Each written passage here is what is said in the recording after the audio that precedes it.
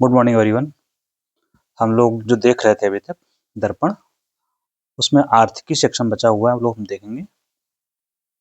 और जो बचा हुआ है वो नेक्स्ट वीडियो वो हम लोग 1-2 दिन में देख लेंगे।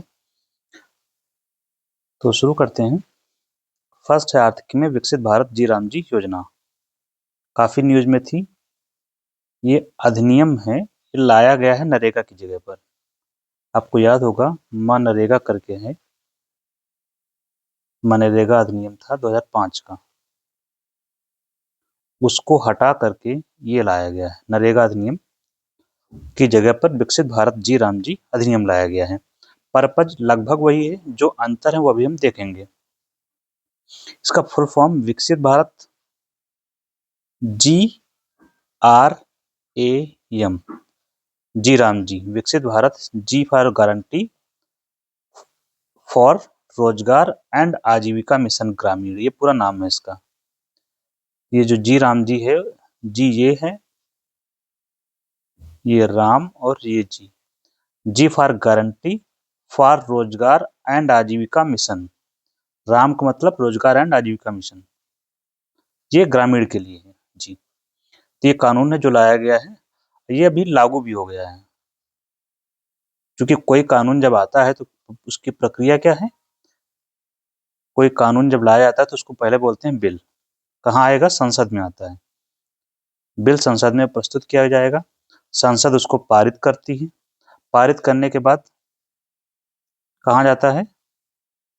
पारित करने के बाद जाएगा राष्ट्रपति के पास में। राष्ट्रपति की अनुमति मिलते ही कानून बन जाता है। तो ये कानून बन गया है, और कानून बनने के बाद ये नोटिफाई होता है। कहाँ? सरकार के गजट में, फिर लागू हो जाता है जो भी तारीख उसमें होती है। तो ये लागू हो चुका है। इसकी मुख्य बातें क्या हैं? इसका उद्देश्य विकसित भारत 2047 के लक्ष्य को प्राप्त करना। इसमें क्या है, बेरोजगार जो होंगे उनको 125 दिनों तक रोजगार दिया जाएगा। कहाँ? ग्रामीण क्षेत्रों में। यहाँ रोजगार कौन सा होता है ये आपको पता होना चाहिए। ये अनस्किल्ड रोजगार होता है। कौन सा? अनस्किल्ड, गैर कौशलीकृत। मतलब अनस्किल्ड का मतलब जो मैनुअल वर्क होता है, मैनुअल लेबर, मतलब ये कि जो हाथ से काम किया। मैनुअल मतलब जो हस्त या शारीरिक श्रम, ज्यादा बेहतर है, जो शारीरिक श्रम होता है, मतलब जो लेबर वर्क है उसके लिए दिया जाता है बेसिकली। तो इसमें 4 क्षेत्रों को शामिल किया गया है। एक जल सुरक्षा, ग्रामीण बुनियादी ढांचा, आजीविका संबंधित ढांचा और आपदा प्रतिरोधक कार्य।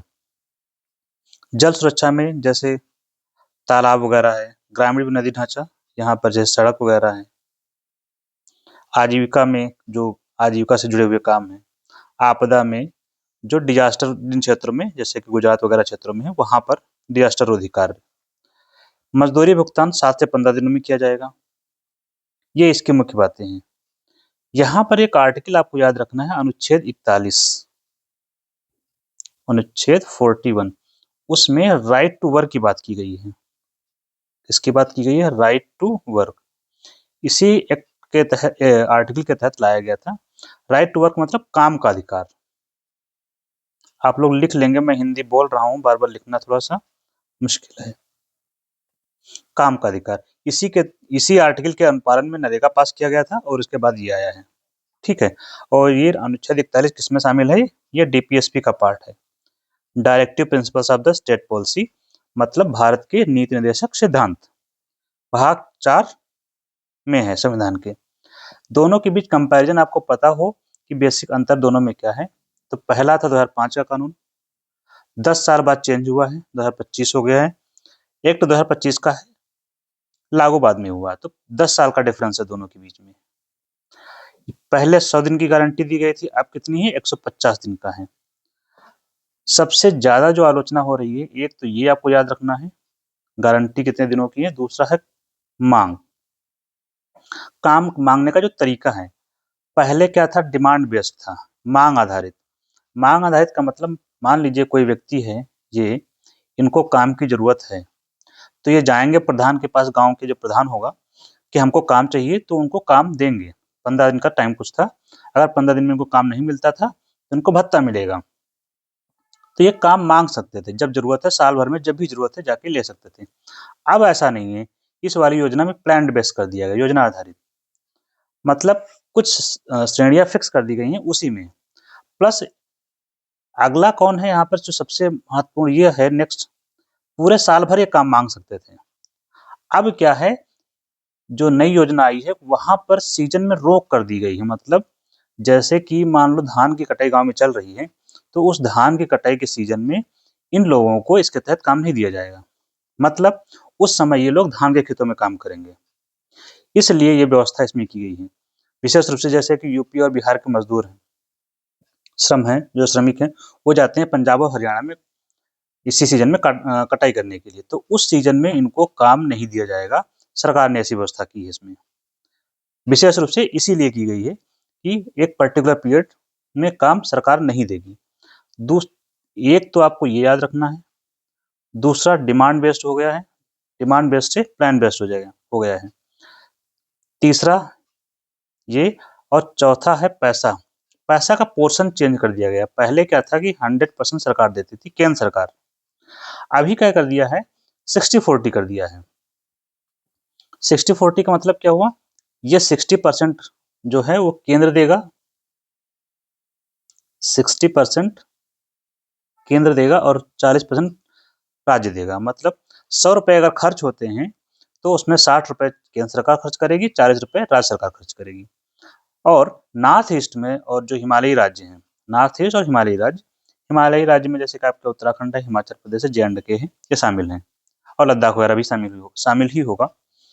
इनमें केंद्र का 90% और राज्यों का 10% स्टेट का। तो ये आपको एक बेसिक जो डिफरेंस है, मूलभूत बातें, वो आपको याद रखनी है यहाँ पर, वो नहीं भूलना है। रेस्ट ऑफ कोई दिक्कत नहीं है। हम लोग आगे बढ़ें, आप लोगों की अनुमति हो तो। मान के चल रहा हूँ कि आपकी अनुमति है। नेक्स्ट क्या है, फिनो पेमेंट बैंक को स्मॉल फाइनेंस बैंक के लिए मंजूरी दी गई है। कौन देगा मंजूरी? बैंक की मंजूरी हमेशा कौन देता है? Reserve bank of India, RBI. RBI क्या है? भारत का केंद्रीय बैंक है, भारत का सेंट्रल बैंक, केंद्रीय बैंक है। तो इसे बैंकिंग सेक्टर का रेगुलेटर भी है, बैंकिंग सेक्टर का रेगुलेटर मतलब नियामक, जो रेगुलेट करता है बैंकों को। तो चूंकि ये रेगुलेट करता है इसलिए इसने इसको मंजूरी दी है इन प्रिंसिपल। किसको? फिनो पेमेंट बैंक को। फिनो नाम हो गया, ये फिनो नाम है उसका। ये कौन सा बैंक है? ये पेमेंट बैंक है। पेमेंट का मतलब क्या होता है? भुगतान बैंक। मतलब अभी तक ये भुगतान बैंक के रूप में या पेमेंट बैंक के रूप में काम कर रहा था। इसका मतलब पेमेंट बैंक का मतलब सिर्फ पेमेंट करने के लिए यूज किया जाता था। पेमेंट में क्या, आप 2 रुपए का सामान खरीदिए तो भुगतान कर दीजिए, एयरटेल पेमेंट बैंक जैसे है। लेकिन इनकी प्रॉब्लम थी, इनकी लिमिटेशंस कुछ थी। लिमिटेशन में जैसे क्या था, लिमिटेशन का मतलब ये नहीं कर सकते थे, सीमाएं थी। क्या सीमा थी इनकी? कि ये जो है 1 लाख से ज्यादा, 1 लाख से ज्यादा पैसा नहीं जमा कर सकते थे। बाद में लिमिट बढ़ाई गई, 2 लाख है, 1 लाख से ज्यादा पैसा जमा नहीं कर सकते। प्लस ये लोन नहीं दे सकते थे। तो ये इनकी सीमाएं हैं। इसीलिए फिनो पेमेंट बैंक ने अर्जी दी आरबीआई को कि हमको भी स्मॉल फाइनेंस का दर्जा दिया जाए, स्मॉल फाइनेंस बैंक का। ठीक, अब इसमें जो स्मॉल फाइनेंस बैंक की संख्या अब हो जाएगी 12। खैर, बेनिफिट्स क्या हैं इसके? इसको अगर स्मॉल फाइनेंस बैंक का दर्जा दिया जाएगा तो इसको क्या फायदा होगा?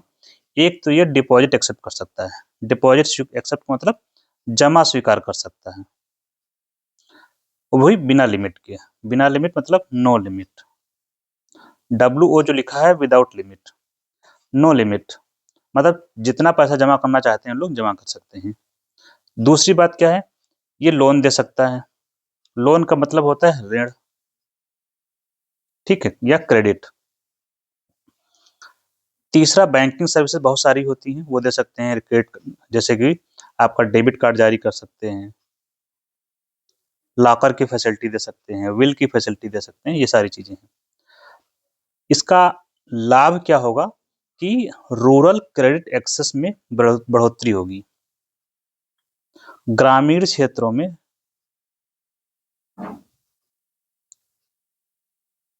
क्योंकि इनके लिए बाउंडेशन होता है कि कुछ ब्रांचें, अधिकांश ब्रांचें जो इनकी ग्रामीण क्षेत्रों में होनी चाहिए, तो ग्रामीण क्षेत्रों में ऋण की बढ़ोतरी होगी। मतलब जो किसान हैं, किसान भाई हैं, उनको भी ऋण आसानी से मिल पाएगा, उनको ऋण मिलेगा आसानी से। तो ये इसका फायदा होगा फिनो पेमेंट बैंक का ग्राउंड लेवल पर।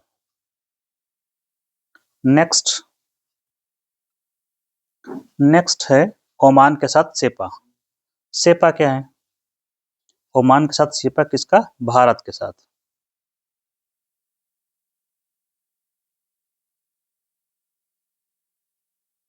सेपा क्या है? इसका फुल फॉर्म पहले हमें पता हो, कई बार फुल फॉर्म पूछा जाता है।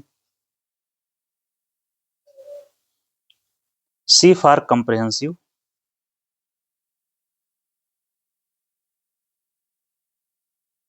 इकोनॉमिक, कंप्रिहेंसिव इकोनॉमिक पार्टनरशिप,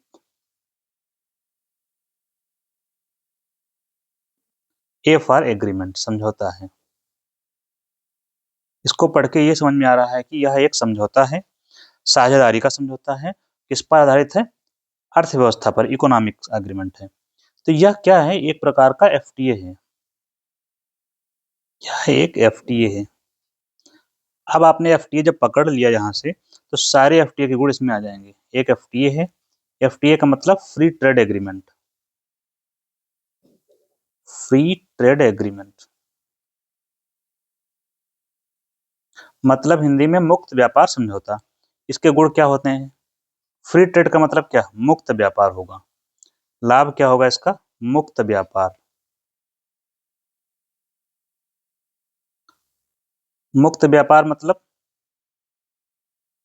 बिना कर के भुगतान, बिना कर। ये कर कौन सा है? जो आयात पर लगाते हैं देश, तो आयात कर नहीं लगेगा। आयात कर या तो नहीं लगेगा, मतलब जीरो होगा, या कम कर दिया जाता है, रिड्यूस्ड, कम कर। कभी कभी इसको आयात कर को बोलते हैं duty free, duty free access. तो घबराना नहीं है, कुछ भी बात कहें। या कर मुक्त, तो कर कौन सा? आयात कर जो लगता है या ड्यूटी फ्री लगता है, duty free access to the market. इससे होता क्या है? मान लीजिए भारत में कोई सामान बना, चाय है मान लीजिए, भारत में चाय होती है, दार्जिलिंग में हम लोग एक्सपोर्ट करते हैं। तो ये चाय पहले हम ओमान देखते हैं कहाँ पर है, ये है ओमान, तब हम आपको बेहतर समझा पाएंगे। ये क्या है? ओमान। ये है सऊदी अरेबिया, ठीक है। ये हो गया आपका ओमान। अब यहाँ हमारा चाय का पैकेट जाएगा, पहले जाता रहा होगा तो टैक्स लगता रहा। मान लो 100 रुपए का हमारा चाय का पैकेट था, 10% टैक्स लगा तो 110 का सामान बिकता था पहले ओमान में। ये पहले की स्थिति थी। अब क्या है? 100 रुपए का सामान है, यहाँ आके 100 रुपए में ही बिकेगा। क्यों? क्योंकि अब मुक्त व्यापार समझौता हो गया, यहाँ टैक्स नहीं लगेगा। ठीक। अब इसका मतलब ये होता है सामान हमारा उनके बाजार में आसानी से पहुंच गया, उनके मार्केट में। तो इसको अलग शब्दों में कहते हैं कि मार्केट एक्सेस में वृद्धि होती है। क्या होती है? बाजार पहुंच, मार्केट एक्सेस में वृद्धि होती है, बाजार पहुंच हो जाती है। इससे क्या होगा? उपभोक्ता जो होते हैं, वहां उपभोक्ताओं की संख्या में बढ़े, सॉरी, उपभोक्ता की संख्या तो उतनी ही रहती है, लेकिन उपभोक्ता हमारा सामान अब खरीद पाएंगे वहां पर। एक बेहतर शब्द इसका क्या हो सकता है? हमारी जो बाजार पहुंच है, बाजार में वृद्धि होगी कि बहुत सारे लोग हमसे जुड़ पाएंगे। बाजार वृद्धि का मतलब वही होता है कंज्यूमर, तो कंज्यूमर की संख्या हमारे लिए बढ़ जाएगी। क्योंकि अभी हमारा सामान मान लीजिए 20 लोग खरीद रहे थे ओमान में, तो अब सस्ता हो गया है तो 50 लोग खरीदेंगे, तो कंज्यूमर हमारे लिए बढ़ जाएंगे। जब ये बढ़ जाएंगे तो ज़्यादा खरीदेंगे, ठीक है। खरीदेंगे ज़्यादा तो स्वाभाविक सी बात है हमको लाभ होगा। हमको लाभ मतलब हमारी कंपनियों को लाभ, और इससे हमारा निर्यात बढ़ेगा। जब निर्यात बढ़ेगा इसका मतलब क्या होता है, उत्पादन बढ़ाना पड़ेगा ना भाई। सामान बिक रहा है तो उत्पादन बढ़ेगा, और उत्पादन बढ़ने का मतलब होता है जीडीपी बढ़ेगा। अब जब उत्पादन बढ़ेगा तो सरकार इस पर कुछ टैक्स वसूलती है, तो सरकार का टैक्स कलेक्शन बढ़ेगा। टैक्स टू गवर्नमेंट, जो भी टैक्स सरकार ले रही होगी, या जैसे कोई कंपनी है तो कॉर्पोरेशन टैक्स तो भरती ही है, तो सरकार को टैक्स सरकार का टैक्स बढ़ेगा। और जब सरकार का टैक्स बढ़ेगा तो सरकार लोगों के लिए पैसा खर्च कर पाएगी, क्योंकि बजट में पैसा बढ़ जाएगा। बजट के पैसे में वृद्धि, और लोगों के लिए लोगों का कल्याण होगा इस पैसे से। ये पूरा चक्र होता है अर्थव्यवस्था का, ठीक।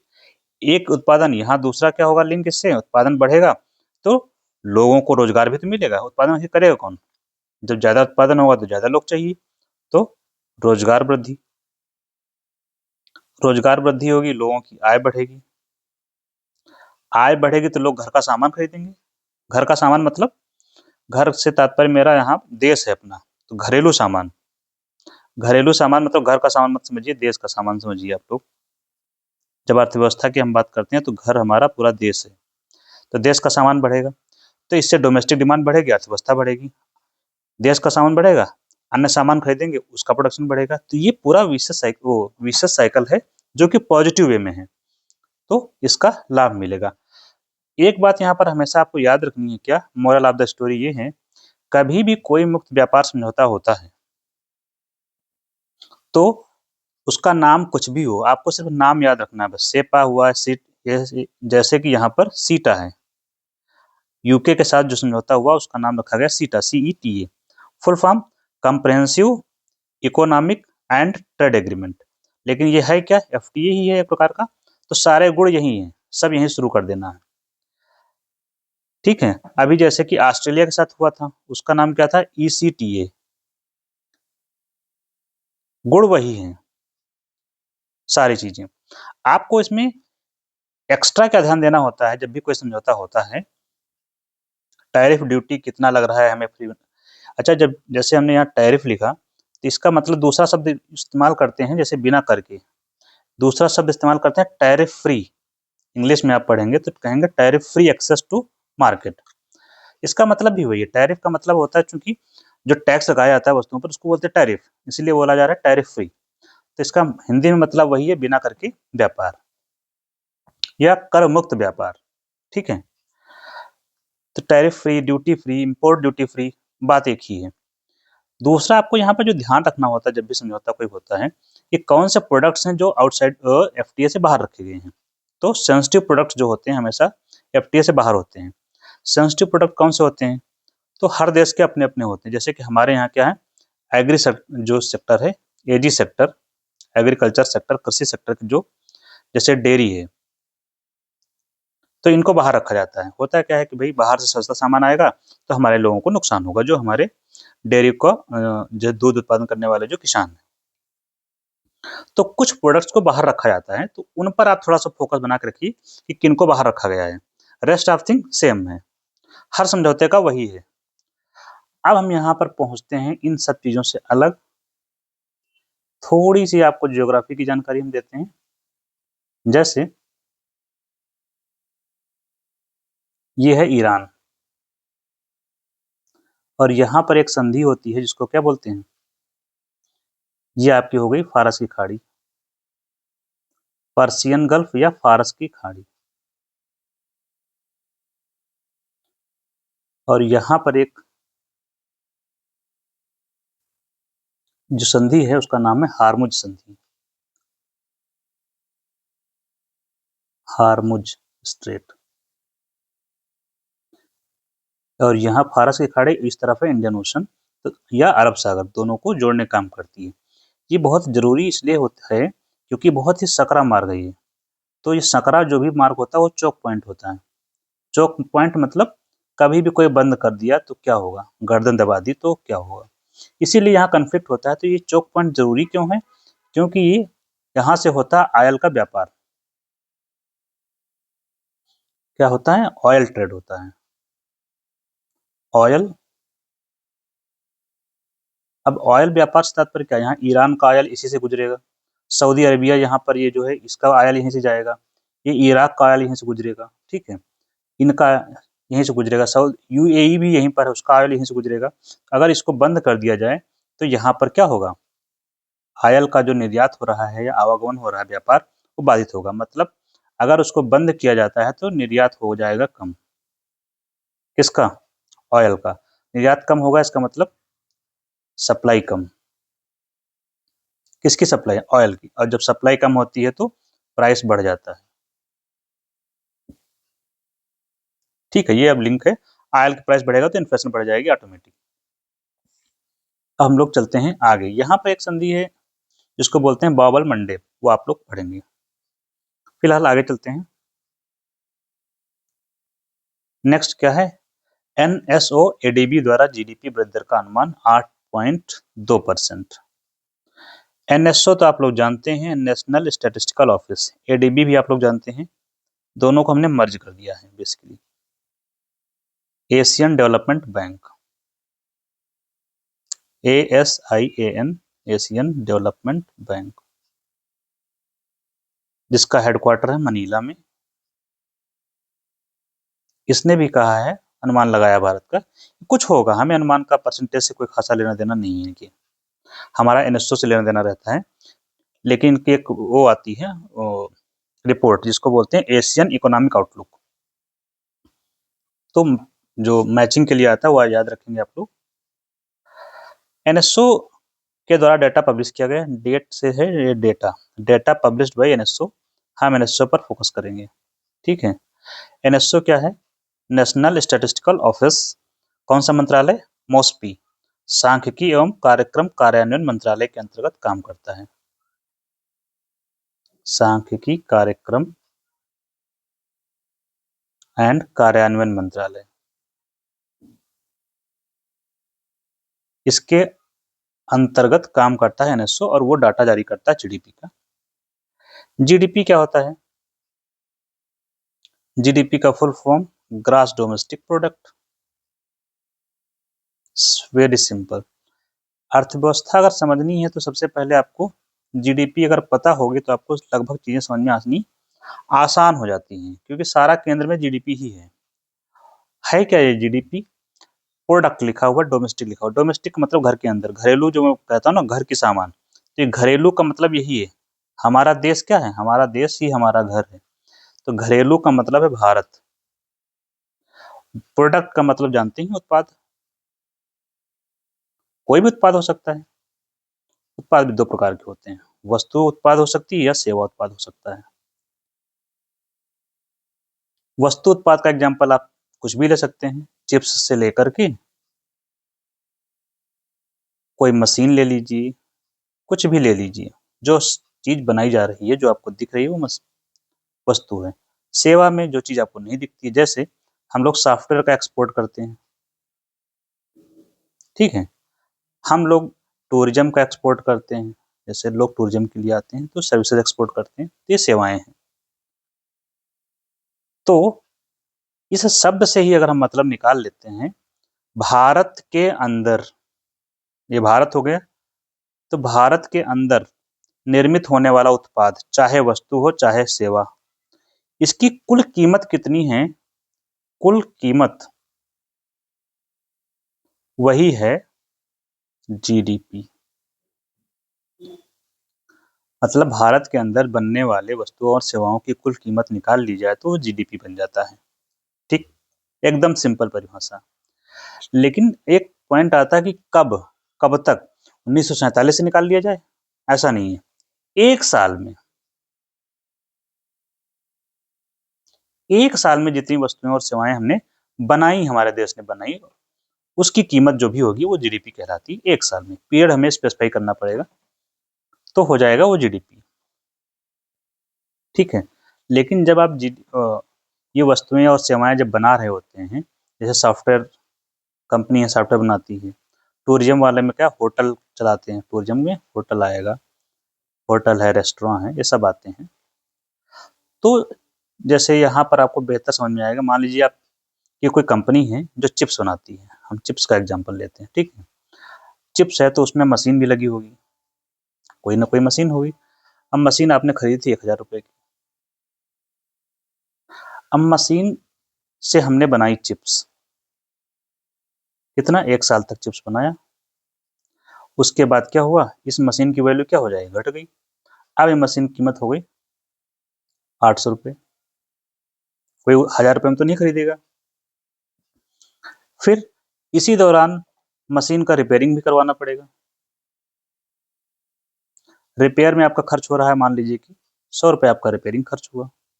तो ये जो रिपेयरिंग में खर्च हुआ, इसको बोलते हैं वियर एंड टियर। तो यही, अगर जो आपने सामान बनाया था 1 साल में, मान लीजिए 1000 रुपये का सामान बनाया था आपने, वंस अगेन 1000 रुपये, उसमें से उस सामान को बनाने में 100 रुपये का आपका मेंटेनेंस चला गया, उसमें रिपेयर करवाने में चलेगा मशीन का।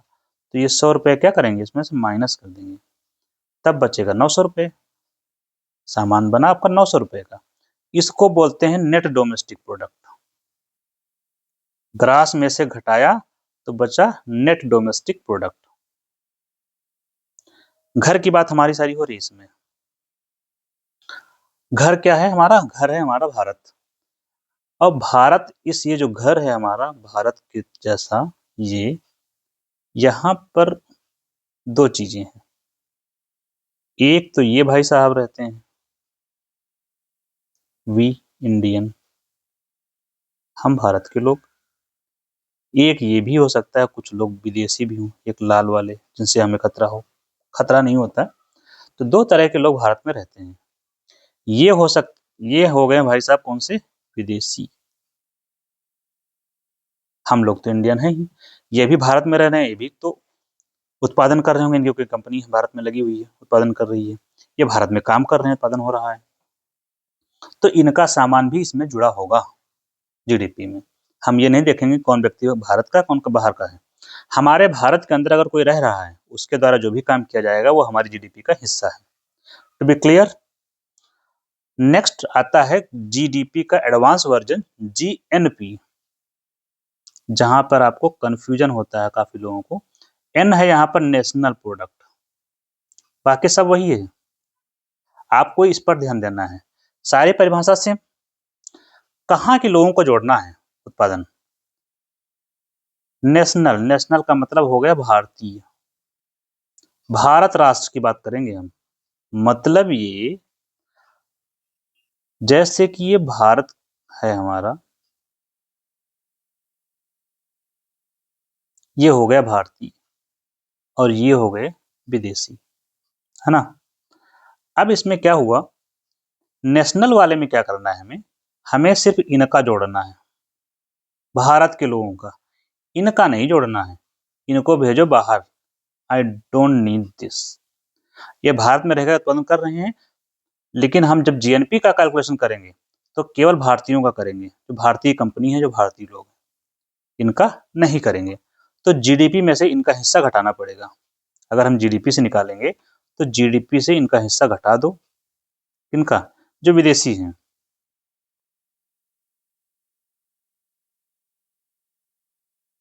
प्लस हो सकता है कुछ भारतीय बाहर काम कर रहे हैं हमारे, तो उनकी कंपनी वहां पर जो उत्पादन कर रही है उसको यहाँ पर जोड़ दिया जाएगा, क्योंकि हम भारत, जो भारतीय लोग कर रहे हैं उसको जोड़ रहे हैं, तो भारतीयों का यहाँ जोड़ दिया जाएगा, तो आपका निकल आएगा ग्रास नेशनल प्रोडक्ट। इसीलिए इसमें जो इंपोर्ट और एक्सपोर्ट यहाँ जोड़ा जाता है, net foreign income, net income from abroad जो बोलते हैं। खैर ज्यादा कम्प्लेक्स नहीं करते हैं आप लोग, इतना तक याद रखिए, रेस्ट किसी और में हम लोग आगे का देख लेंगे। फिलहाल ये जो आंकड़े आए हैं, इसका बेस ईयर होता है हर साल का जीडीपी का, तो इस वर्ष अभी चेंज होने वाला है, तो याद कर लेंगे 22-23 ईयर हो रहा है चेंज। इससे पहले क्या था, 2011-12। इस समय का जो दौर चल रहा है, जैसे अमेरिका के द्वारा टैरिफ लगाया जा रहा है, तो 50% तक का टैरिफ लगा दिया गया है, तो अर्थव्यवस्थाओं की जीडीपी डाउन हो रही है, कम हो रही है। ऐसे में भारत की 8% जो बनी हुई है, जो अनुमान है बहुत सही अनुमान है। एक तो टैरिफ, दूसरा जो वेनेजुएला में युद्ध चल रहा है, ग्रीनलैंड को लेकर जो ट्रंप का बयान चल रहा है, ईरान में जो इश्यूज हैं, इजराइल में इश्यूज हैं, यूक्रेन का इशू है, इन सब की वजह से जीडीपी पर बहुत निगेटिव प्रभाव पड़ रहा था सभी देशों पर। बावजूद इसके अगर भारत 8% की ग्रोथ कर रहा है तो बहुत बेहतर है। क्यों कर पा रहा है, उसके रीजन आपको पता होने चाहिए। ले देके यही रीजन 3-4 रहते हैं जो आप याद कर लीजिए, हर समय आपको यही मिलने वाले हैं। डोमेस्टिक डिमांड ज्यादा होने की वजह से, अब ये डोमेस्टिक डिमांड क्या है? डोमेस्टिक डिमांड का मतलब हो गया 145 करोड़ लोग जो हमारे देश में रहते हैं। ये क्या कर रहे हैं? ये तो उपभोग कर रहे हैं, ये तो उपभोग कर ही रहे हैं। सामान बन रहा है जो लोग खा रहे हैं, डिमांड बनी हुई है तो उत्पादन हो रहा है, तो जीडीपी बनी हुई है। सिंपल लॉजिक है। दूसरा रीजन दिया है गवर्नमेंट कैपेक्स अप। कैपेक्स क्या होता है? Capital expenditure. कई बार आपसे फुल फॉर्म पूछा जाता है। तो कैपिटल एक्सपेंडिचर सरकार के द्वारा किया जा रहा है, मतलब सड़कें बनवाई जा रही हैं, पोर्ट बनवाए जा रहे हैं, हाईवेज बन रहे हैं, ठीक है, एयरपोर्ट्स बन रहे हैं। तो ये सब कैपेक्स जो एक्सपेंडिचर है, इससे जो पॉजिटिव एनर्जी आ रही है, जो पॉजिटिव वाइब्स बोलते हैं कि अच्छा माहौल बन रहा है, उसका भी प्रभाव है। प्लस मैन्युफैक्चरिंग सेक्टर बहुत अच्छा काम कर रहा है, इस वजह से जीडीपी बनी हुई। तो दो तीन रीजन आपको याद रखने हैं जो आपके हमेशा काम आने वाले हैं। नेक्स्ट चलते हैं हम लोग, मौद्रिक नीति की द्वैमासिक समीक्षा। रेपो दर में कटौती की गई। यहाँ पर आपको जो पता होना क्या चाहिए कि मौद्रिक नीति का निर्माण कौन करता है? कौन करता है मौद्रिक नीति का निर्माण? तो बताइए, आरबीआई करता है। और स्पेसिफिक हो जाए कोई तो आरबीआई के अंतर्गत एमपीसी होती है, वो करती है। एक और नीति होती है जिसको बोलते हैं फिस्कल पॉलिसी, राजकोषीय नीति, जो आपसे अक्सर पूछा जाता है एग्जाम्स में कि राजकोषीय नीति का निर्माण कौन करता है, तो आप इसको बता सकते हैं, राजकोषीय नीति का निर्माण। अब नहीं समझ में आ रहा राजकोषीय नीति आपको, हो सकता है शब्द बहुत अजीब सा लग रहा है, लेकिन आपको पता है इसका उत्तर। कैसे? राजकोषीय नीति का सीधा सीधा मतलब है बजट। और बजट कौन लेकर आता है? आरबीआई लाती है कि सरकार लाती है? सरकार लाती है। तो राजकोषीय नीति का निर्माण कौन करता है? सरकार करती है। सरकार में भी अगर कोई पूछे कौन करता है तो आप बताइए, वित्त मंत्रालय करता है। ठीक, जो कि अभी आ ही रहा, बजट आज पेश हो रहा है। तो ये हो गया राजकोषीय नीति का निर्माण सरकार या वित्त मंत्रालय, टू बी क्लियर, दोनों के बीच कोई वो नहीं है। मौद्रिक नीति का निर्माण आरबीआई करता है, आरबीआई में एमपीसी करती है। एमपीसी में कितने मेंबर होते हैं? 6। इसका अध्यक्ष कौन होता है? RBI governor. वो आरबीआई गवर्नर इसमें कौन है वो आप पता करेंगे। अब ये कब कब करता है? आरबीआई करता है कब कब? प्रति 2 माह पर, इसीलिए द्वैमासिक लिखा हुआ, प्रति 2 माह पर। करता क्या है? रिव्यू करता है। रिव्यू का मतलब समीक्षा करना, कम ज्यादा होगा तो देख लेंगे, अदरवाइज चलने देंगे। तो जब कम ज्यादा की जरूरत पड़ी तो उन्होंने 0.25% की कटौती कर दी एमपीसी में। अच्छा, एमपीसी जब निर्णय लेती है यहाँ पर, तो ये मेजोरिटी से निर्णय लिए जाते हैं, निर्णय मेजोरिटी से। मतलब यहाँ भी बहुमत के आधार पर निर्णय होता है, जैसे सरकार बहुमत से बनती है वैसे ही। मतलब एमपीसी बहुत ही डेमोक्रेटिक तरीके से काम करती है। तो ये हो गया इसके बारे में। रेपो दर में कटौती की 0.25% की। कटौती क्यों की गई, इससे फर्क क्या पड़ेगा कटौती का? तो कटौती के फर्क के भी सीधे सीधे प्रभाव है, आपको याद रखने हैं। तो 0.25% की कटौती, इसको कभी कभी बोला जाता है 25 बेसिस पॉइंट की कटौती। 25 बीपीएस, स्मॉल में लिखते हैं बीपीएस, इसको बोलते हैं बेसिस पॉइंट। कभी कभी आपसे ये पूछा जाता है कितने बेसिस पॉइंट की कटौती हुई, इसका मतलब क्या है कि 0.25% कटौती हुई, तो इसका मतलब क्या है, एग्जाम में आया है। तो बताइए 25 बेसिस पॉइंट्स की कटौती होती है, जो 0.25% के इक्विवेलेंट है, उसके बराबर होता है। प्रभाव क्या होता है इसका? ये होता क्या है, रेपो दर क्या है? रेपो दर ब्याज की दर है, सीधा सा मामला है। ब्याज की दर, ब्याज किस पर पड़ता है? लोन, लोन के ब्याज की दर है। अगर ब्याज की दर कम हो गई तो क्या प्रभाव पड़ेगा? ब्याज की दर कम हुई, इसका मतलब क्या हुआ? लोन सस्ता, लोन सस्ता मतलब ऋण सस्ता, संस्था नहीं सस्ता करिएगा आप लोग। दूसरा शब्द कहेंगे तो क्रेडिट सस्ता, क्रेडिट सस्ता हो गया। आज जब कोई चीज सस्ती हो जाती है तो क्या होता है? लोन की मात्रा क्या होगी? बढ़ेगी, या क्रेडिट की मात्रा बढ़ेगी। मतलब इसका ये हुआ कि लोग लोन ज्यादा लेंगे, क्रेडिट का विस्तार होगा। तो इसको बोलते हैं एक्सपेंशनरी पॉलिसी, विस्तारवादी नीति, एक्सपेंशनरी।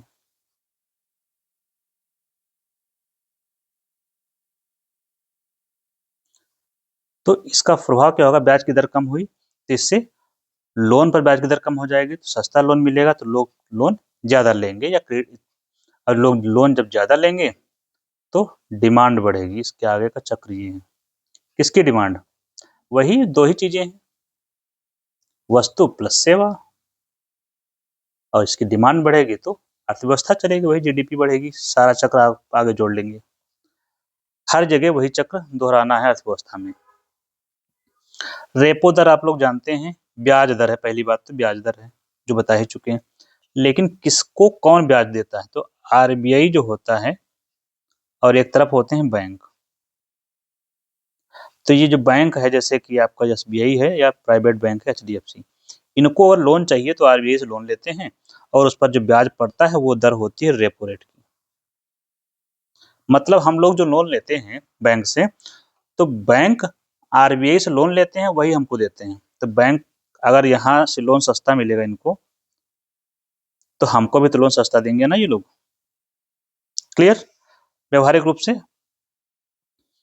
तो लोन लेना हो गया सस्ता। तो रेपो रेट क्या होती है? वह ब्याज दर होती है जिस पर आरबीआई बैंकों को लोन देता है। रिवर्स रेपो रेट में उल्टा है, जब बैंक के पास पैसा ज्यादा हो जाता है तो ये अपना पैसा इसके पास जमा करता है, और उस पर इसको ब्याज मिलता है। किसको मिलेगा? बैंक को। जैसे हम लोग अपना पैसा ज्यादा हो जाता है तो बैंक में जमा करते हैं, बैंक के पास पैसा ज्यादा हो गया तो आरबीआई के पास जमा करता है, उस पर इसको मिलता है ब्याज। इस पर मिलेगा ब्याज किसको? बैंक को, क्योंकि ये पैसा जमा किया आरबीआई के पास। और वो ब्याज दर को क्या बोलते हैं? Reverse repo rate. सीमांत स्थायी सुविधा दर, ओवरनाइट उधारी। मतलब बैंक को लगा आज रात में पैसा जरूरत है, किसी को पेमेंट करना है, तो एक रात के लिए उधारी लेना है, एक दिन के लिए, तो ले ले। बैंक आरबीआई उधार ले लेगा, उस पर रेट देगा, 5.5% का ब्याज देना पड़ेगा। यही है जमा सुविधा दर, जमा पे जो ब्याज मिलता है 5% का। सीआरआर क्या है? Cash reserve ratio. Cash reserve ratio ये क्या होता है? ये वो धन है जो आरबीआई के पास जमा करना होता है बैंक को, आरबीआई के पास रखना होता है। आपसे पूछा जाता है, याद करने के लिए रिजर्व बीच में लिखा हुआ है, रिजर्व को बस समझ लीजिए, रिजर्व बैंक ऑफ इंडिया। तो ये आरबीआई के पास जमा होगा। एसएलआर क्या है? ये बैंक अपने पास रखते हैं, बैंक अपने पास इनको रखना होता है रिजर्व के रूप में। Full form statutory liquidity ratio,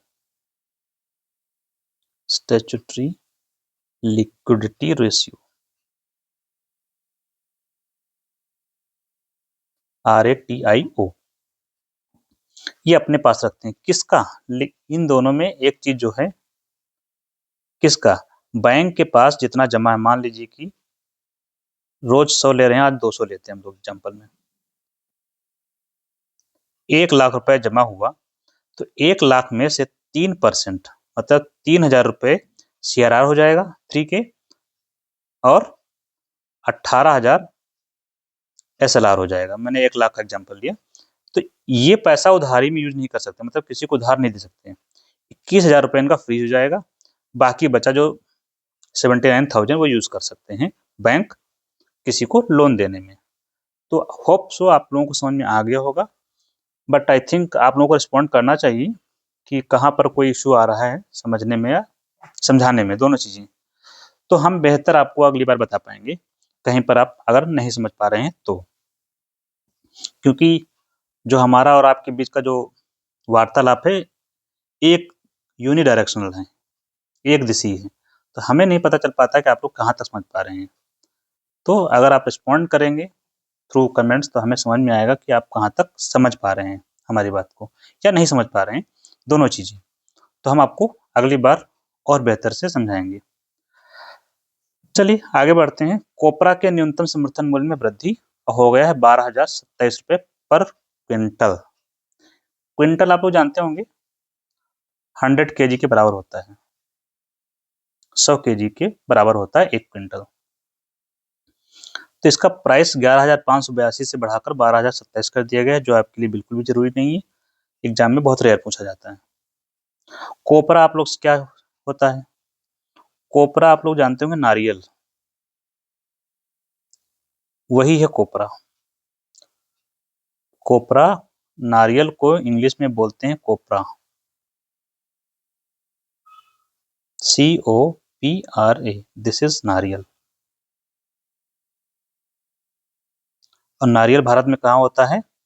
waste घाट जो हमारा है केरला वाला, वहां पर होता है बेसिक रूप से, केरला और उधर का जो तमिलनाडु का पोर्शन है। तो नारियल के दो प्रकार हो गए, एक जो मिल में जाता है, मिल में जाकर उसे हम तेल निकालते हैं, और दूसरा होता है जो बॉल, सूखा फल के रूप में जो हम लोग खाते हैं, जो नारियल आती है। अब यहाँ पर भी हम लोग दो तरीके यूज करते हैं, एक आता नारियल जो हम लोग चढ़ावा के लिए इस्तेमाल करते हैं, कच्चा नारियल होता है, एक होता है पका नारियल जो लोग हम लोग गरी बोलते हैं व्यवहार में, अगर नॉर्थ इंडिया में है, ठीक है। तो ये दो प्रकार के होते हैं। भारत इसका थर्ड लार्जेस्ट प्रोड्यूसर है, इंडिया थर्ड लार्जेस्ट प्रोड्यूसर, उत्पादक है, भारत तीसरा बड़ा उत्पादक, थर्ड लार्जेस्ट। अब हम आते हैं न्यूनतम समर्थन मूल्य, इसके बारे में तो यही समझ लेते हैं कि ये क्या है न्यूनतम समर्थन मूल्य और कौन करता है इसकी घोषणा। न्यूनतम समर्थन मूल्य क्या होता है? तीन शब्द है, मूल्य का मतलब प्राइस, मिनिमम सपोर्ट प्राइस, इसको बोलते हैं MSP। एक टॉपिक है आपका मेंस में पूरा पूरा, अगर यूपीएससी का देख रहे हैं आप लोग तो देखिए, इसमें यह न्यूनतम मूल्य होता है, पहली बात तो ये, अधिकतम मूल्य नहीं होता है। न्यूनतम मूल्य है किस चीज का? न्यूनतम मूल्य जिस पर सरकार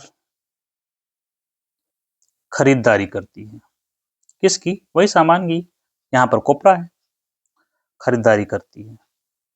मतलब ये हुआ कि मार्केट में कुछ भी हो जाए, किसान को इतना जो मूल्य है 12,027 को, वो तो मिलना मिलना तय है।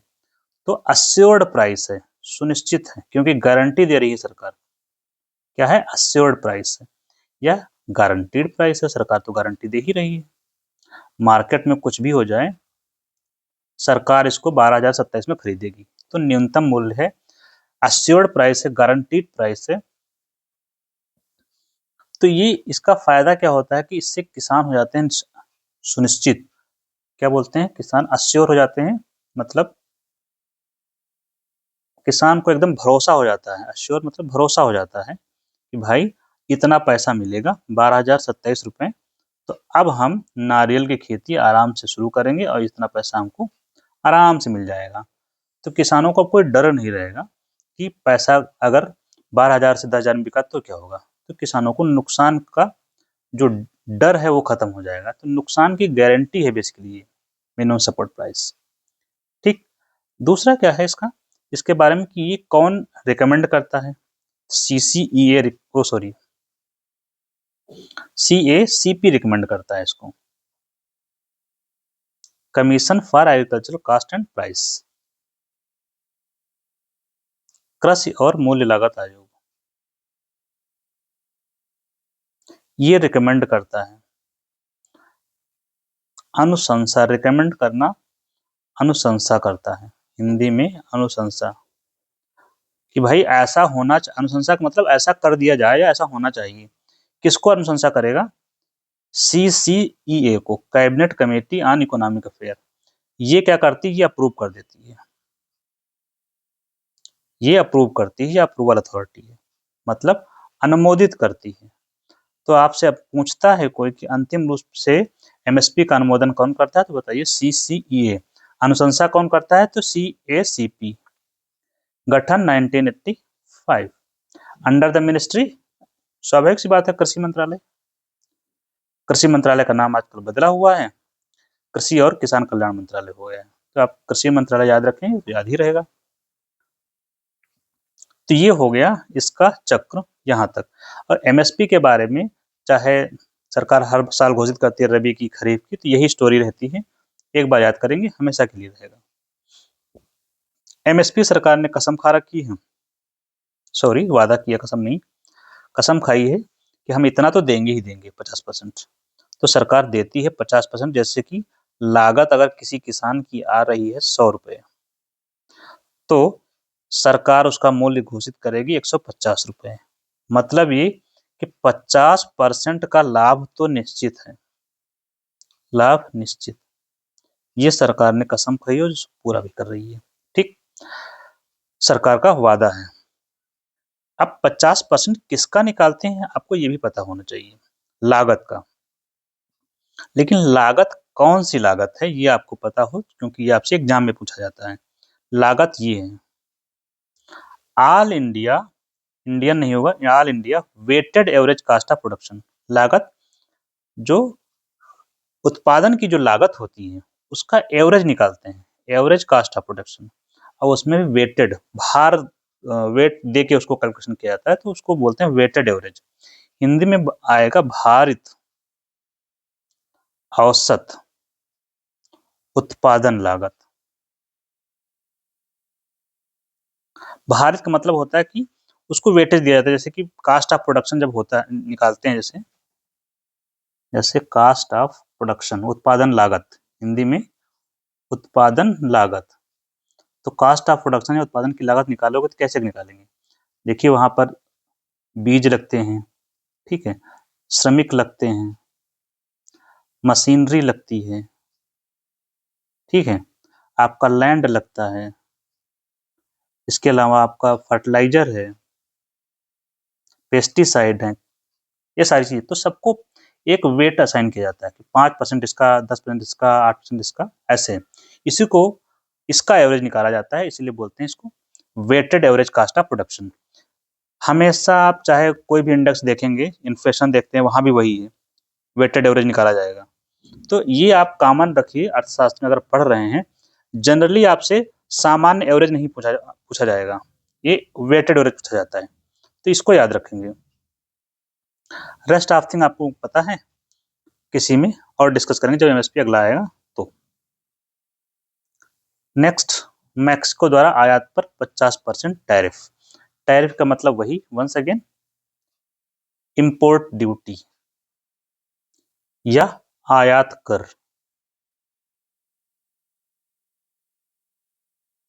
इसका मतलब क्या हुआ, आयात पर, मतलब ये है मैक्सिको, कहाँ रहा, ये रहा आपका मैक्सिको है।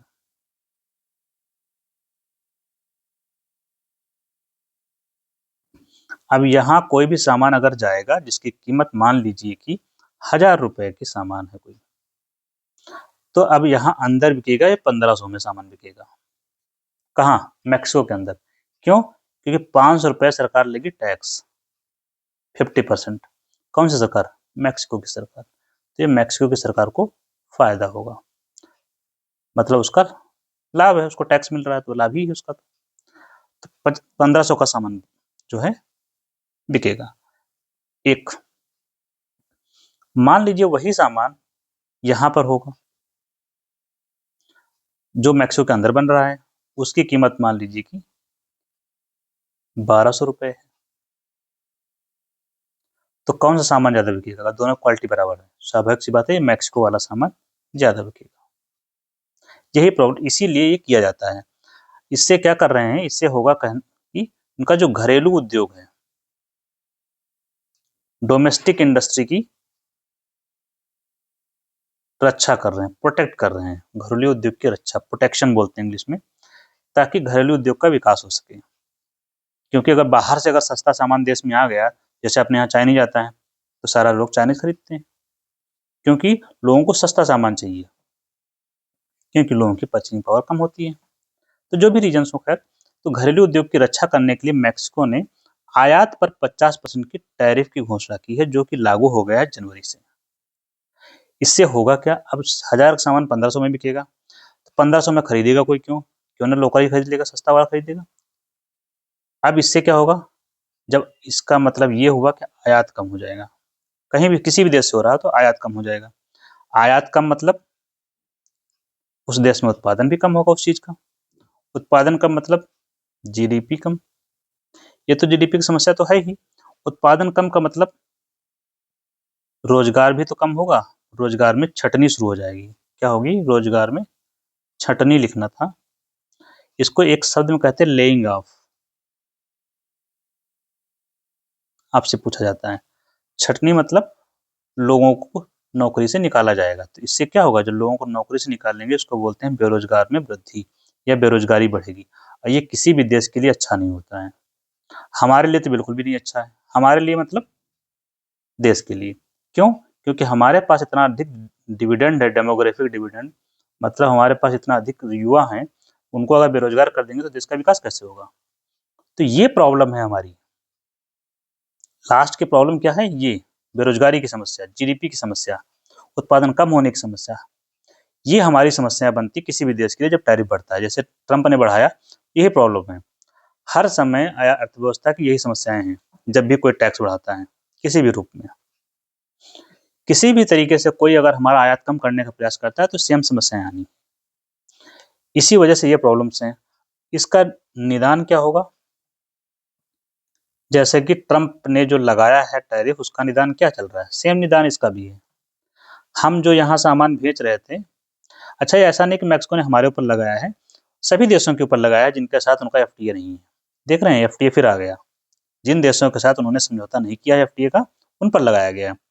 निदान क्या होगा, जो सामान 1000 रुपये का हम यहाँ भेज रहे थे, अगर हम दूसरा कहीं भेजने लगे तो हमारा काम बन सकता है। मान लीजिए अमेरिका तो नहीं ले रहा है, हम कनाडा भेज दें ये सामान, सामान यहाँ बिकने लगेगा, हमारी समस्या खत्म।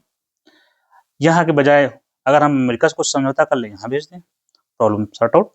इसको बोलते हैं डाइवर्सिफिकेशन ऑफ एक्सपोर्ट, इंग्लिश में है डाइवर्सिफिकेशन ऑफ एक्सपोर्ट।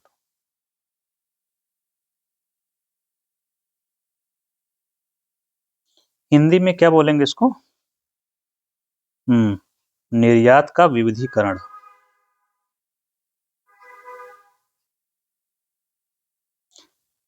यही है मतलब, हमारा जो निर्यात है वो किसी एक देश में ना जाकर के कई देशों में जाता है। नए शब्दों में, हमारा निर्यात किसी एक अर्थव्यवस्था में ना जाकर हम कई देशों को करते हैं, या हम या भारत निर्यात कई अर्थव्यवस्थाओं को करता है, किसी एक अर्थव्यवस्था पर भारत निर्भर नहीं है। सारी बात एक जैसी है, चाहे देश कहो, अर्थव्यवस्था कहो, या बाजार। इसको कभी कभी बोला जाता है बाजार का विविधीकरण, बात वही है। भारत को चाहिए कि बाजार अपना विविधीकृत करे। क्यों, क्योंकि मान लीजिए कि इन्होंने, अमेरिका ने टैक्स लगा दिया, तो यहाँ नहीं जाएगा तो यहाँ सामान भेज देंगे, उसमें क्या दिक्कत है। इन्होंने लगाया तो कहीं और भेज देंगे, क्योंकि हमारे पास बहुत से विकल्प हैं, जहाँ चाहें वहाँ भेज देंगे, तो हम पर प्रभाव कम से कम पड़ेगा, बेसिकली इसका मतलब ये होता है। सेम डाइवर्सिफिकेशन भी शब्द का प्रयोग किया जाता है कहाँ पर, जैसे हम जो ऑयल इंपोर्ट करते हैं, तेल आयात, हिंदी में तेल आयात, तो तेल आयात का विविधीकरण करना चाहिए भारत को। मैं आपको विविधीकरण समझा रहा हूँ केवल इस समय, तेल आयात का इसका मतलब क्या हुआ, ऑयल इंपोर्ट डाइवर्सिफिकेशन, मतलब किसी एक देश से तेल ना खरीदो, ए से भी खरीदो, बी से खरीदो, सी से खरीदो, डी से खरीदो। जैसे कि हमारा सऊदी अरब से, अमेरिका से, वेनेजुएला से, नाइजीरिया है, ईरान है, कुवैत है, इराक है, यहाँ से तेल मंगाते हैं। रसिया है, रसिया पर डिपेंडेंसी ज़्यादा थी हमारी इस समय। मान लीजिए किसी देश पर निर्भरता आपने 50% एक्सपोर्ट कर रहे हैं, 55%, कहीं से 10%, कहीं 5%, 2%, तो ये ठीक नहीं है। ये 55 वाला अगर टैक्स कुछ दिक्कत कर दिया ना, तब अर्थव्यवस्था हमारी चलेगी कैसे, यहाँ से नहीं चल पाएगी ना।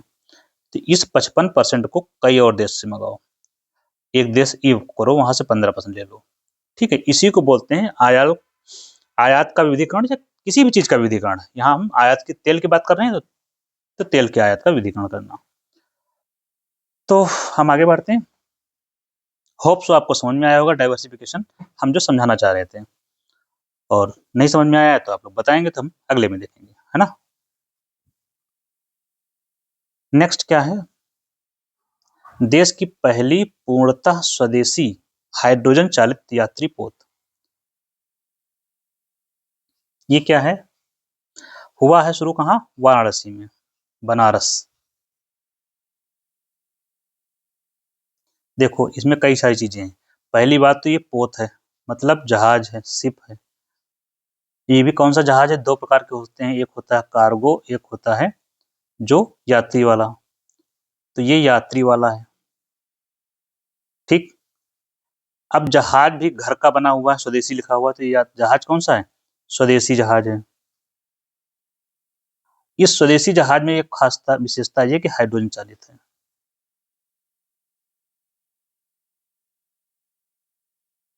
हाइड्रोजन से चलने वाले ट्रेन भी हैं, बहुत सारी चीजें हैं, लेकिन ये पोत पहला है जो हाइड्रोजन से बनाया गया है। इसकी कैपेसिटी 50 लोगों की है, 50% इस पर सवार होकर यात्रा कर सकते हैं। वाराणसी में एक घाट है, नमो घाट, वहीं पर इसका उद्घाटन किया गया। अब ये पोत है तो कहाँ चलेगा, पोत है तो पानी में चलेगा, और वाराणसी कौन से नदी के तट पर है, गंगा नदी के तट पर। तो ये जल जो पोत है ये कहाँ उद्घाटन हुआ है, गंगा नदी में। तो जैसे कि ये है क्या, नदी, और इसके किनारे बसा हुआ है बनारस। तो एक घाट है यहाँ, एक मान लीजिए यहाँ पर, इन्हीं के बीच चलेगी। दो घाट, एक नमो घाट से स्टार्टिंग पॉइंट है, तो ये हो गया आपकी नदी। यहाँ पर हाइड्रोजन चालित पर ज्यादा फोकस किया गया है। तो एज यूजुअल कभी भी आप पढ़ते हैं हाइड्रोजन से जुड़ी हुई चीजें, हाइड्रोजन चालित चीजें, चाहे अभी ट्रेन का उद्घाटन हो रहा है हरियाणा में हाइड्रोजन चालित ट्रेन का, तो इसका फायदा क्या है, इसमें यूज होता है फ्यूल, कौन सा, हाइड्रोजन। हाइड्रोजन फ्यूल यूज होता है, उससे इंजन चलता है, लेकिन इससे एग्जॉस्ट क्या निकलता है, जल या जल वाष्प। एग्जॉस्ट का मतलब जैसे कि हम लोग जो इंजन वाली का चीजें यूज करते हैं, चाहे बाइक है, मोटरसाइकिल है, या शिप है, वहां भी इंजन होता है, तो वहां धुआं निकलता है। यहाँ जल वाष्प, और इससे कोई जो है प्रदूषण नहीं होता है, तो पॉल्यूशन फ्री। और जब कोई चीज पॉल्यूशन फ्री है, इसको बोलते हैं इको फ्रेंडली, पर्यावरण हितैषी है। और फायदा क्या है, हमारा जो टारगेट है नेट न्यूट्रलिटी का, उसके लिए हेल्पफुल है। और फायदा क्या है, फ्यूल है ना इसमें, फ्यूल हाइड्रोजन है। हम जनरली क्या यूज करते हैं, फ्यूल भारत यूज करता है फॉसिल फ्यूल। क्या यूज करते हैं, फॉसिल फ्यूल, जीवाश्म ईंधन। जीवाश्म ईंधन क्या होता है आप लोग जानते हैं, डीजल, पेट्रोल, कोयला, ये सब जीवाश्म ईंधन है। तो अब जीवाश्म ईंधन की खपत नहीं होगी, इसका मतलब क्या होगा, इसका आयात हमें कम करना पड़ेगा, क्योंकि हम हाइड्रोजन से चला रहे हैं। आयात कम होगा तो हमारा आयात बिल कम होगा, तो हमारा पैसा बचेगा, और इससे हमारी डिपेंडेंसी भी घटेगी आयात पर। तो ये फायदे हैं जब भी आता है ये हाइड्रोजन वाला चक्कर, ठीक है। तो इसमें जो सबसे ज्यादा फायदा जो मंद बात है वो ये है, इसमें कोई अवशेष भी नहीं बचता है।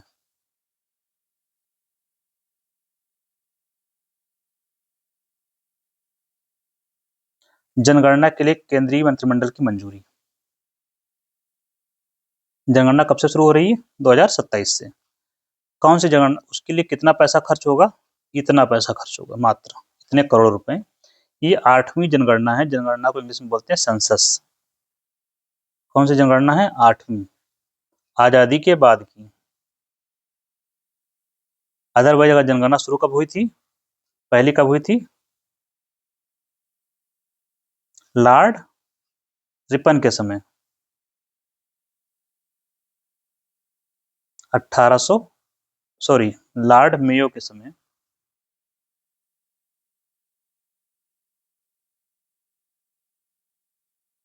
और फिर रेगुलर रूप से कब से शुरू हुई?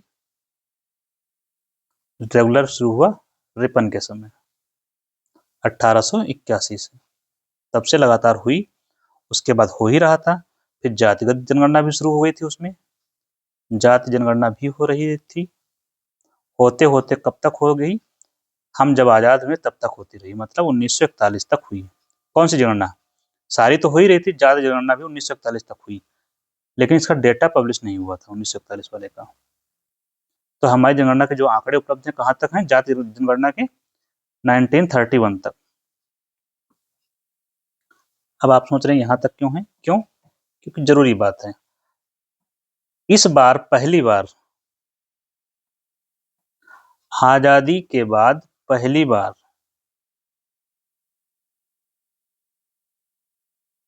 आजादी के बाद पहली जातिगत जनगणना होगी।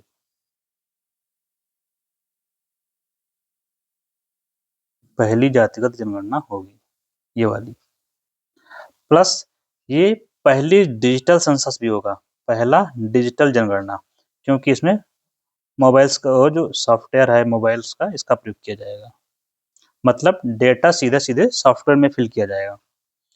किस कानून के तहत होती है? इसके लिए एक अधिनियम है, सेंसस एक्ट,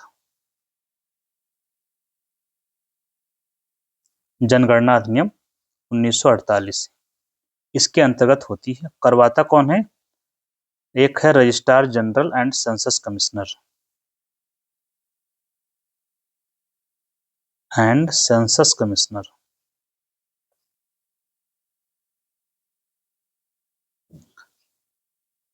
जनगणना हिंदी में आप लोग थोड़ा सा नाम देख लीजिएगा। और ये कौन से मंत्रालय के अंतर्गत आता है? एमएचए के। एमएचए मतलब ministry of home affair, Hindi में हो जाएगा गृह मंत्रालय। कई बार आपसे पूछा जाता है कि जनगणना का काम कौन करता है, ऑप्शन आते हैं मंत्रालय वाइज, तो आपको याद रखना है गृह मंत्रालय।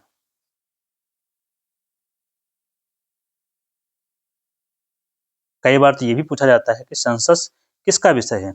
जब गृह मंत्रालय करवा रहा है तो सेंसस कौन से सब्जेक्ट का विषय होगा? केंद्रीय सूची का, सेंट्रल लिस्ट का विषय है। सेंट्रल लिस्ट का नहीं, यूनियन लिस्ट बोलते हैं इसको इंग्लिश में। यूनियन लिस्ट का विषय। लिस्ट आपको पता है सूची 3 होती हैं, संघ सूची, समवर्ती सूची और राज्य सूची। तो केंद्रीय सूची या संघ सूची उसका विषय है। अब जब ये करवाएंगे जनगणना तो उसमें 2 फेज में होती है। पहली होगी हाउस लिस्टिंग फेज, दूसरी होगी पॉपुलेशन एनुमरेशन। मतलब पहले करेंगे आपके घर की गणना करेंगे। क्या करेंगे? घर की गणना। घर में क्या करेंगे?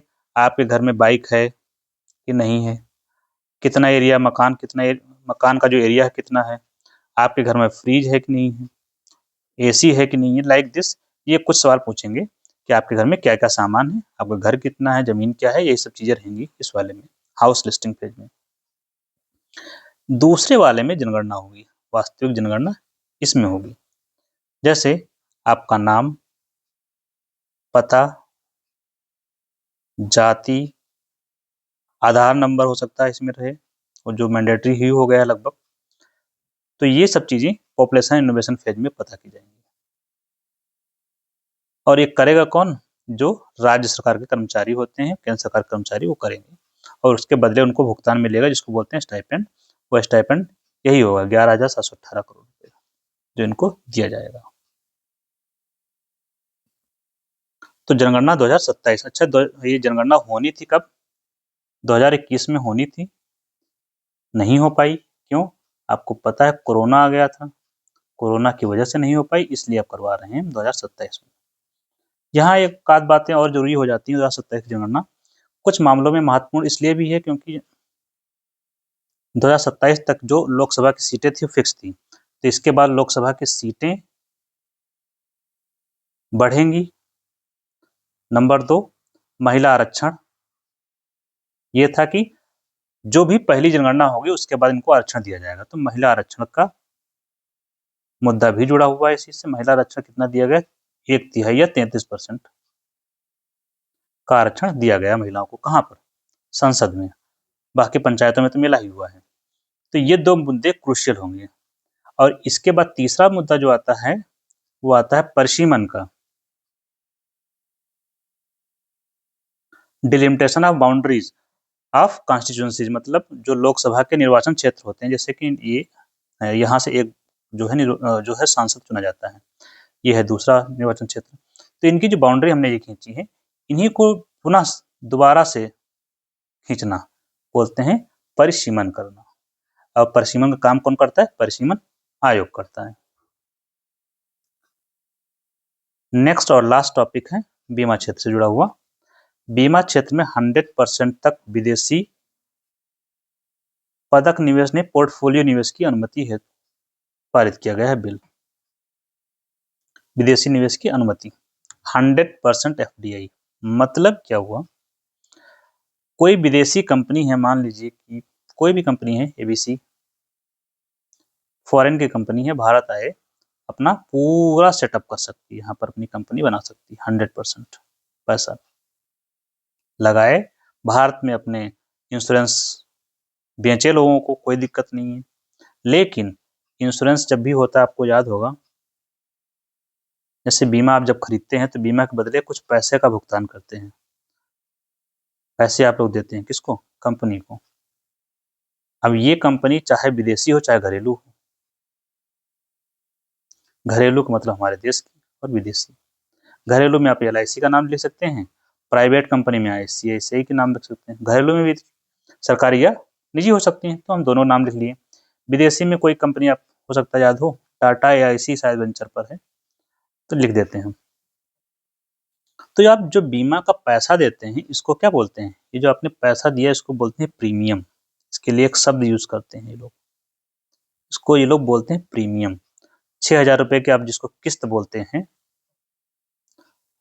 6,000 रुपए किस्त या 10,000 रुपए का किस्त हर बीमा पर जो देते हैं उसको बोलते हैं किस्त। उस किस्त को सही नाम है प्रीमियम। ये प्रीमियम मिलेगा इस कंपनी को, और इस कंपनी को या कोई भी कंपनी है, हम अब आते हैं विदेशी कंपनी पर, तो ये आप प्रीमियम देते हैं इनको, जो इनको अनुमति दी गई 100% निवेश की, FDI की। अब इनको प्रीमियम मिल गया, मान लीजिए 6,000 रुपए, तो ये जो पैसा इनको मिला, ये नहीं हो सकता है कि ये भारत से बाहर भेज दें विदेश, इनको लाभ हो गया बाहर भेजे, नहीं।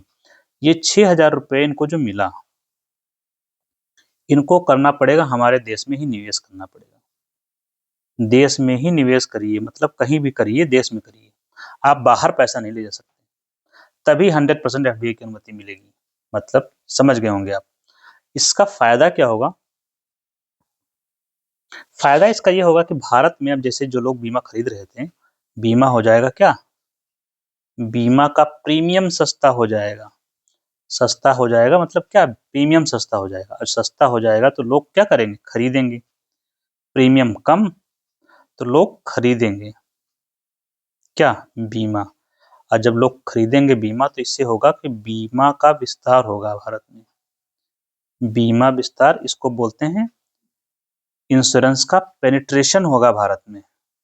इंग्लिश में इंश्योरेंस पेनिट्रेशन या बीमा विस्तार अच्छा शब्द है, कोई दिक्कत नहीं। मतलब बीमा कवरेज बढ़ेगा, हिंदी में अच्छा शब्द हो जाएगा, बीमा का कवरेज बढ़ेगा। क्योंकि भारत में बहुत कम लोग बीमा करवाते हैं, तो दुर्घटना की स्थिति में बहुत समस्या हो जाती है, तो बीमा कवरेज बढ़ेगा। एक, चूंकि ये कंपनी बाहर से आएगी, काम करेगी, लोगों को रोजगार मिलेगा, तो इसका फायदा रोजगार सृजन में भी होगा। रोजगार सृजन या रोजगार का निर्माण होगा। फिर आय व्यय जो भी है आप जोड़ लीजिए आगे, है ना। बीमा के बारे में अपने यहाँ कुछ बातें जानी। यहाँ पर जैसे बीमा क्षेत्र की जब हम बात करते हैं, तो पहले 26% था, इसको बढ़ा के 49 किया गया, फिर 74 और अब 100%। क्या है ये? FDI की लिमिट है। FDI की लिमिट क्या होती है? FDI का मतलब होता है फॉरेन डायरेक्ट इन्वेस्टमेंट।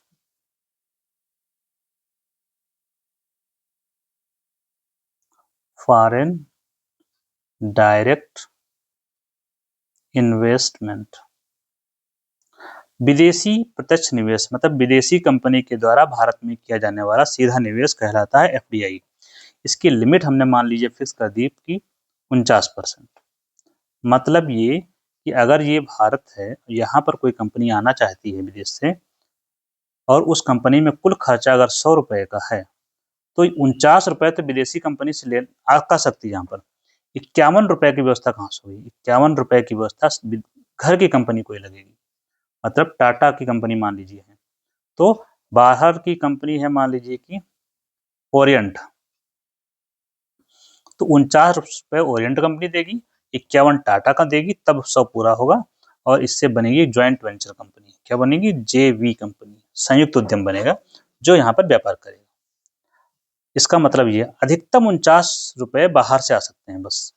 अगर ये लिमिट बढ़ाकर 49 से कर दी जाए 74%, तो अधिकतम 74 रुपए बाहर से आ जाएंगे, 26 रुपए लोकल में कोई व्यवस्था कर लियो।